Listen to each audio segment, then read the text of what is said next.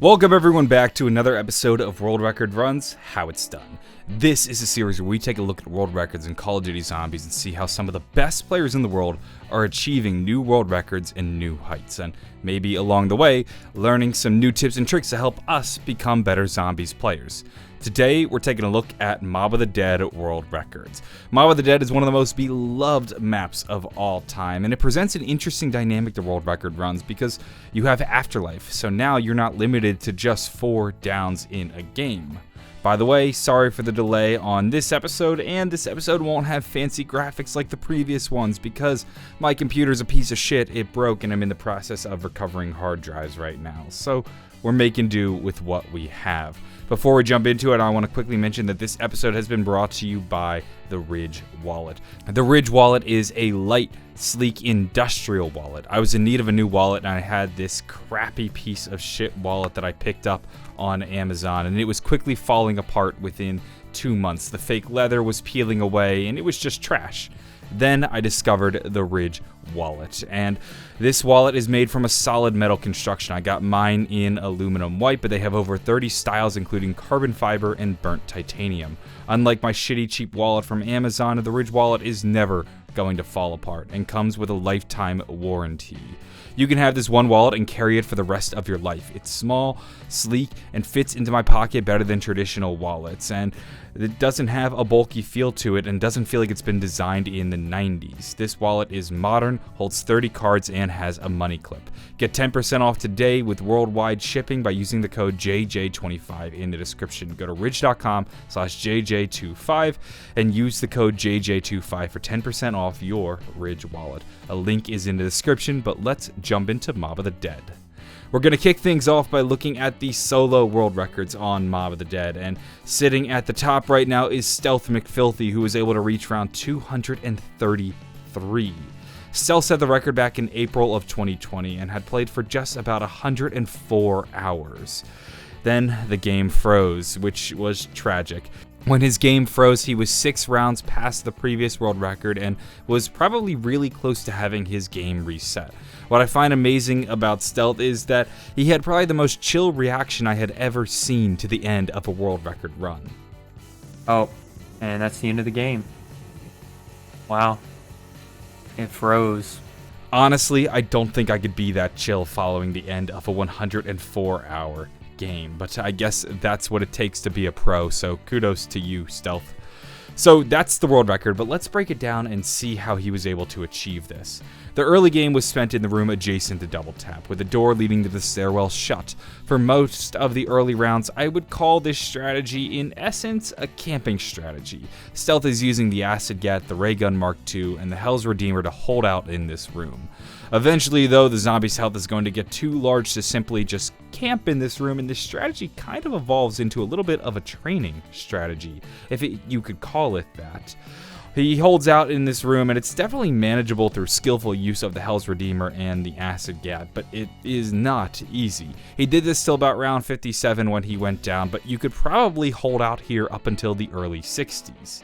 It was after this down that Stealth switched to his strategy where he's running in the acid trap room with the cafeteria. It works like this: you train in the cafeteria and kill zombies with the Hell's Redeemer. The goal is to try to kill 6 zombies with each throw of the tomahawk, but it's not going to always happen.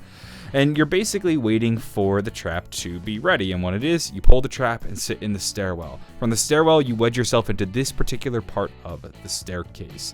You'll notice how the zombies path in this moment when you stand here. They try to run at you directly, but the railing is of course in your way. They're going to eventually reach you, but this slows them down, and they'll then be able to pick them off with the Hell's Redeemer. Hopefully hold out in that room until this trap turns off, and then you can leave. And you'll do this, rinse, and repeat. It's also important that you have a shield with you in case you just need to buy some time, let them attack your shield, and also just take damage.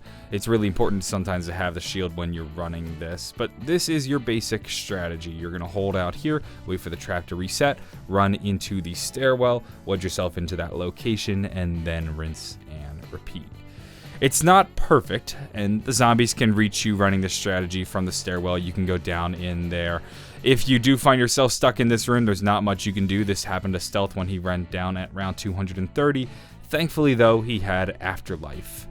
Now, one of the things you might notice is that Stealth actually has a noticeable lead when it comes to Mob of the Dead world records. He has a 5-round lead on Lamster, and he also was able to beat his previous record by an extra 5 rounds. And this all comes from having a better understanding of resets and how best to prevent them. Players like Phoenix were able to progress on our understanding of resets, and I'm sure you know if you've been keeping up with this series, but resets are caused by the number of entities that the game can count up to over the course of a game.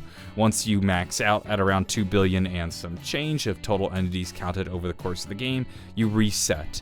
So to prevent this, Stealth and many other players are trying to remove as many entities from the game as possible. This is everything from grabbing the gas canisters, collecting the Easter egg song bottles, doing things like shocking the spoon/fork behind the wall and tomahawking the spoon/fork in the cafeteria.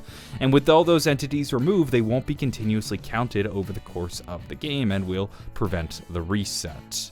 Another thing interesting to note is that Stealth did run Electric Cherry in this game.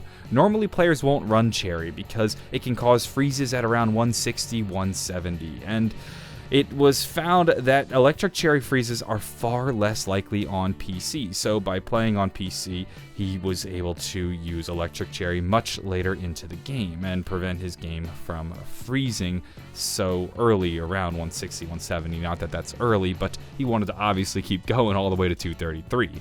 That's how Stealth was able to reach round 233 on Mob of the Dead.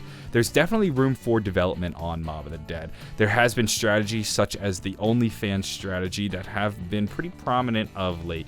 The strategy was first developed by Stolas, and his version of the strategy was pretty difficult because it required you to do things like crawl under the trap. But later, people like Chris Voltage continued to tweak and update the strategy in order to push Mob of the Dead further. At the moment, Chris Voltage's strategy works like this when he's running OnlyFans.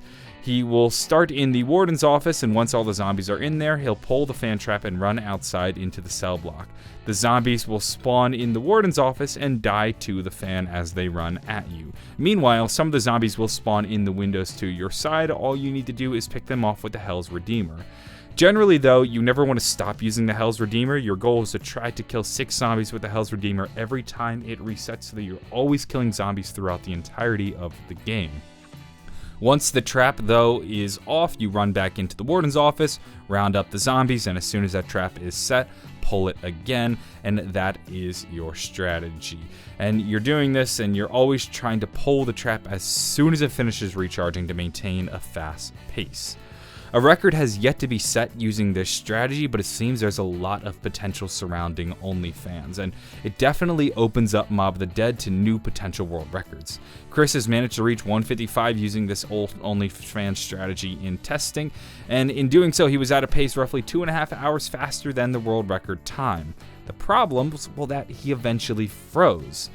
And this is the question now, will freezing be a prevalent issue when running the OnlyFans strategy? It's hard to draw conclusions off of one single high round game. Most people aren't able to pull this strategy off into the later rounds because it's relatively difficult, so more testing needs to be done. Perhaps mixing the OnlyFans strategy with the Acid Gat strategy may actually be the way to push Mob of the Dead to an even higher round. Between the OnlyFans strategy and also new innovations of the Stair strategy by MC Zombie Slayer, there is room for growth though. More game testing needs to be done by other members of the community, but I would mark Mob of the Dead down as a map that you should definitely keep an eye out when it comes to new world records. Particularly keep an eye out on Chris Voltage as he plans to try to run OnlyFans up to the 150s and then switch to the Acid Gat strat in hopes of setting a world record. If you're new to this video right after it came out, be sure to keep an eye out. That's what's going on in Mob of the Dead in terms of solo. Let's now take a look at Mob of the Dead on co-op. Currently right now sitting at the top of the leaderboards are Manola, Yanga, and Okla, who were able to reach round 159. They achieved this by running in the cafeteria, making use of the Acid Trap and the Hell's Redeemer. The run took about 61 hours and they played over the course of 5 days. They were aiming for round 163, but unfortunately the game ended due to a G-spawn error. Regardless, this was still a hell of a run, and they were able to beat the previous world record by an extra 6 rounds. That, though, is going to wrap things up for this episode of World Record Runs, How It's Done. If you enjoyed the video, give it a like, subscribe for more. We're going to be continuing to cover world records on this channel. Next episode, we're looking at buried. I want to thank Ridge Wallet again for sponsoring this video. Use the code JJ25 for 10% off and free worldwide shipping. I'm going to go. Have a wonderful day, and bye.